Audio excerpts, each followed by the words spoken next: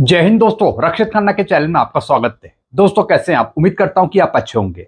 दोस्तों आज के इस वीडियो में मैं आपको एक जबरदस्त जानकारी दूंगा और ये जानकारी है 8वें वेतन आयोग में अधिकारियों की पेंशन के बारे में और 8वें वेतन आयोग में पीबीओआर की पेंशन के बारे में, जेसीओस ओआरएस की पेंशन के बारे में।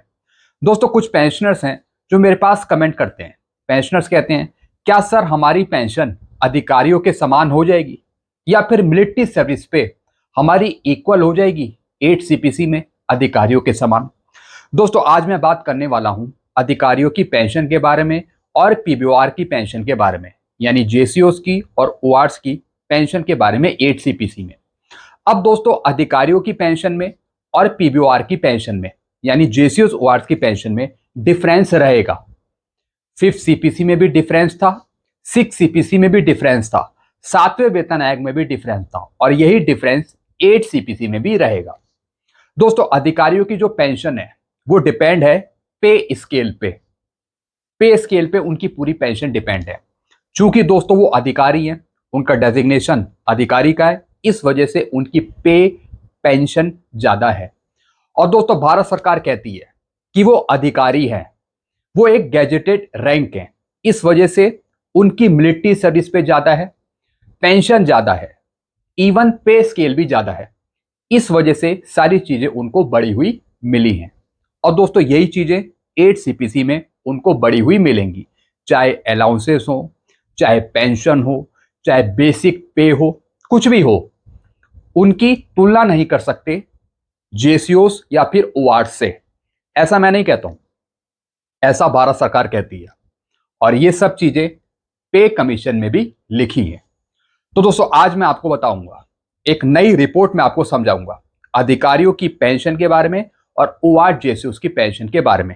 8 सीपीसी में कितना फिटनेस फैक्टर होगा अधिकारियों का और ओआरएस जेसीओस का कितना फिटनेस फैक्टर होगा, क्या समान फिटनेस फैक्टर मिलेगा ओआरएस जेसीओस को अधिकारियों के समान।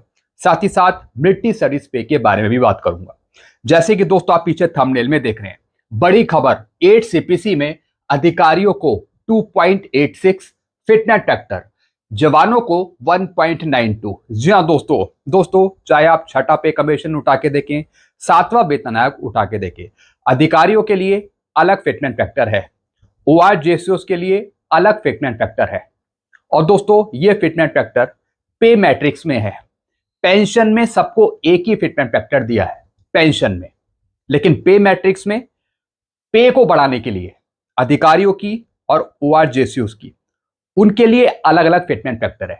That is the difference. जवानों को 1.92 फिटनेस फैक्टर और साथ ही साथ मिलिट्री सर्विस पे 10,400, अधिकारियों को 2.28 या फिर 2.86 फिटनेस फैक्टर और मिलिट्री सर्विस पे 30,000। जी हाँ दोस्तों आज मैं इसी पे बात करूंगा, कुछ रिपोर्ट भी मैं आपको दिखाऊंगा, समझाऊंगा। तो दोस्तों वीडियो में आगे बढ़ने से पहले एक छोटी सी अपील मैं आपसे करूंगा और अपील है चैनल सब्सक्राइब की।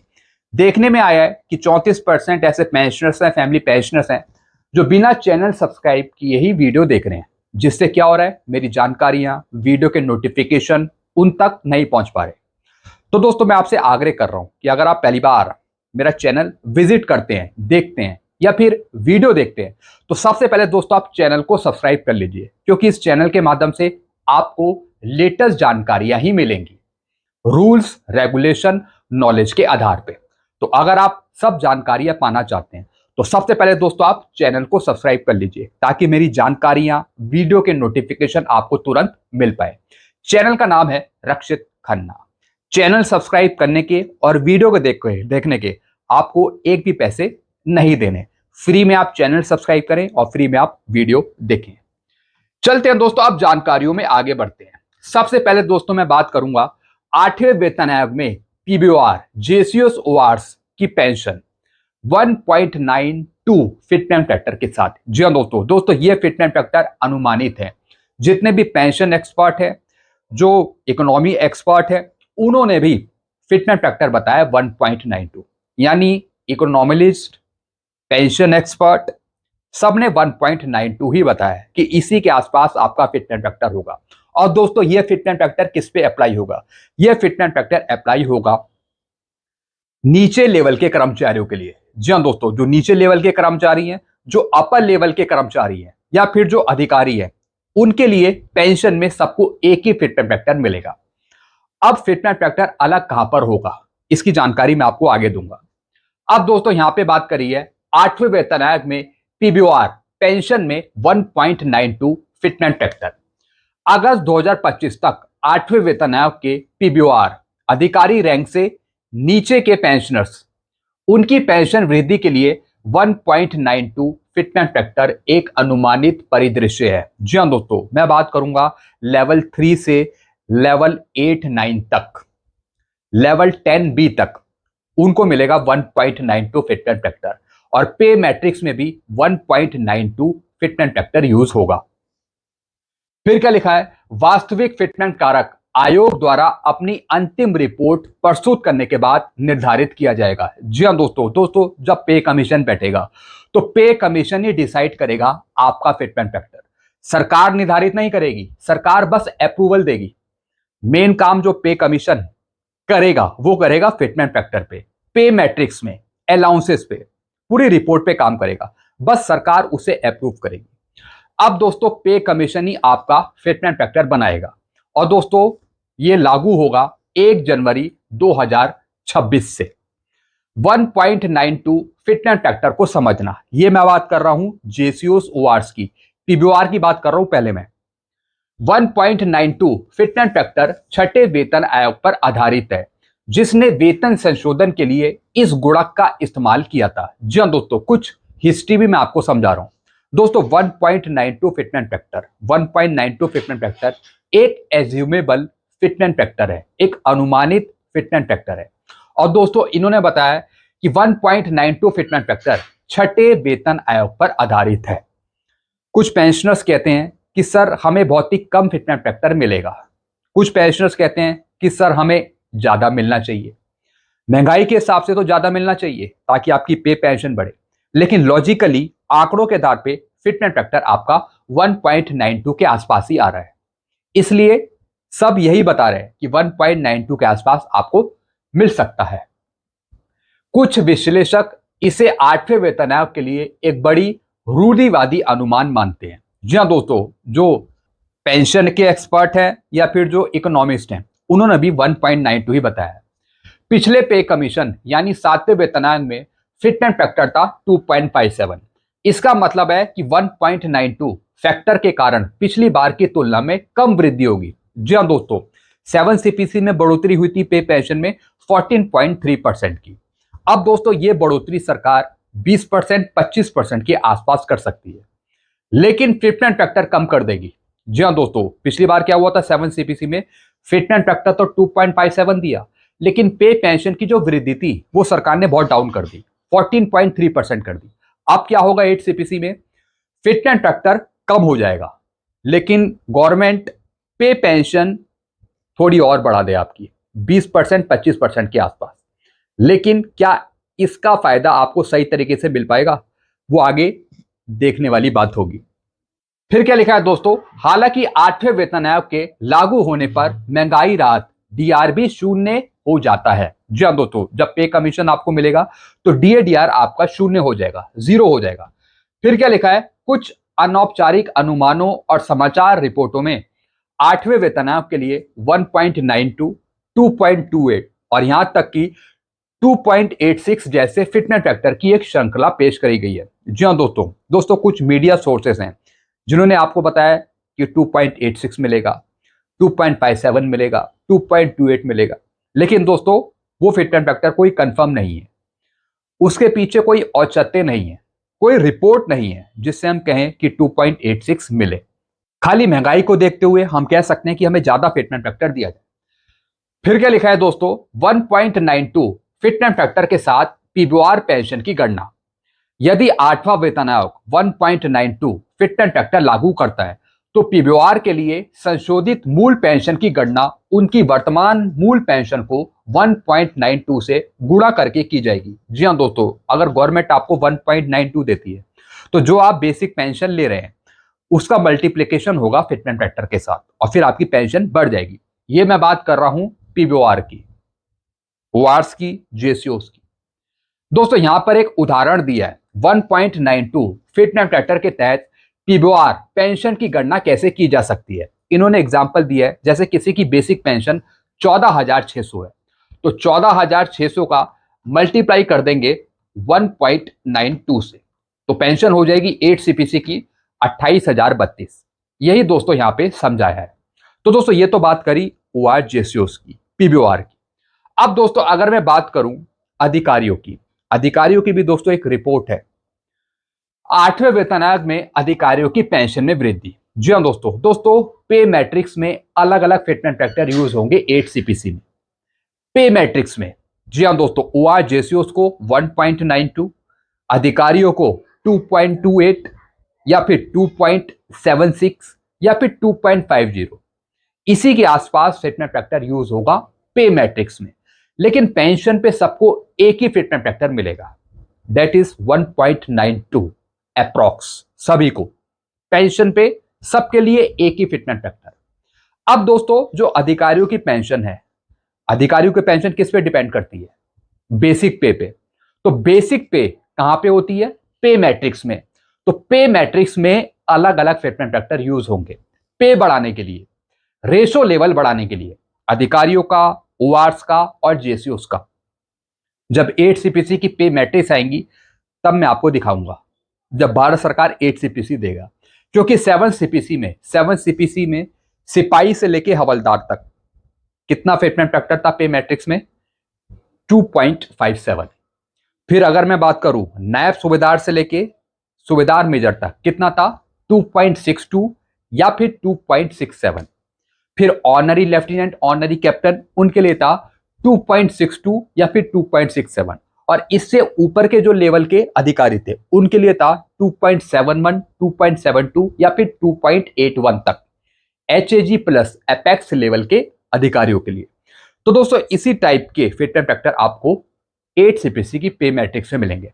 लेकिन फिटमेंट फैक्टर कम हो जाएंगे यहाँ पे, पहले 2.57 दिया गया था पे मैट्रिक्स में, अब वो 1.92 के आसपास होगा।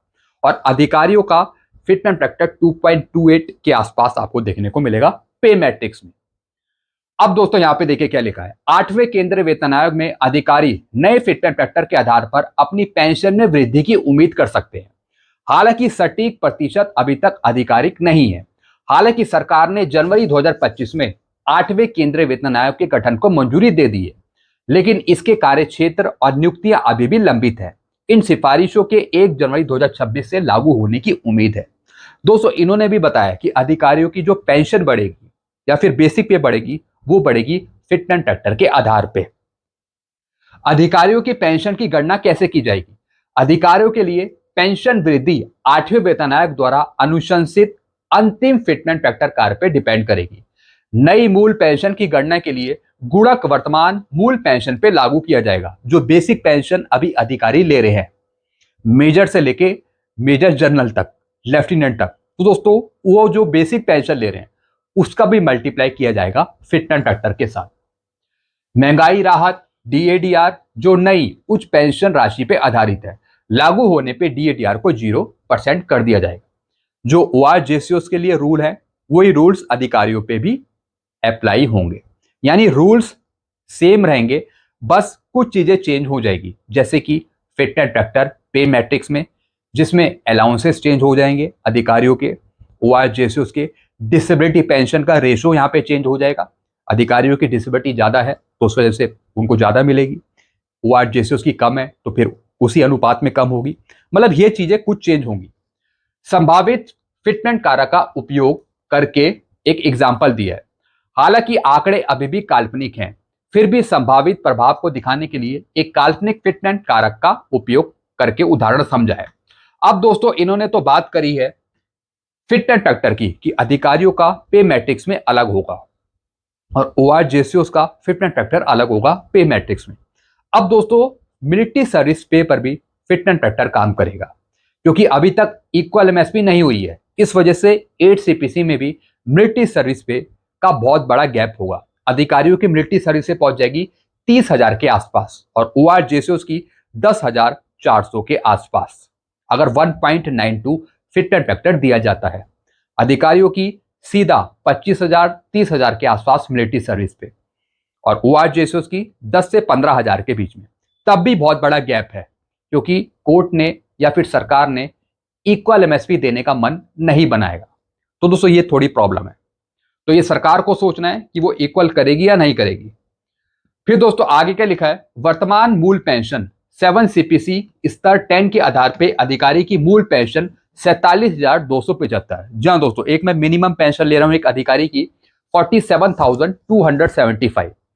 फिर क्या लिखा है दोस्तों, प्रस्तावित ट्रैक्टर ट्रैक्टर अधिकारियों के लिए बताया 1.83 से 2.86 के बीच फिट एंड ट्रैक्टर होगा अधिकारियों का।